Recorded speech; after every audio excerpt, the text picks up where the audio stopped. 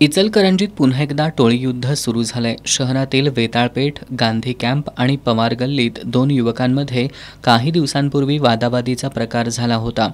या पूर्व वैमनस्यातून काल हाणामारी झाली। यामध्ये वेताळपेठेत राहणारा रोहन पासरे याच्यावर अज्ञातांनी हल्ला करून त्याच्यावर कोयत्यानं वार केला होता। या हल्ल्यात रोहनच्या डोक्याला गंभीर इजा झाली होती। त्याला त्याच्या मित्रांनी इंदिरा गांधी रुग्णालयात दाखल केलं, पण त्याची प्रकृती चिंताजनक असल्यामुळे त्याला सांगलीला उपचारासाठी पाठवण्यात आलंय। ही माहिती रोहन फारसे याच्या मित्रांना मिळताच त्याच्या सुमारे 40 ते 50 मित्रांनी पवार गल्लीमध्ये येऊन हेरवाडे यांच्या दरवाजासमोर लावलेल्या 2 रिक्षा आणि 2 दुचाकींची मोठी तोडफोड केली आहे।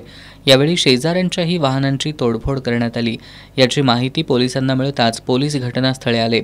त्यांनी 50 ते 60 जणांच्या विरोधात गुन्हा दाखल केला असून अधिक तपास गावभाग पोलीस करतायत।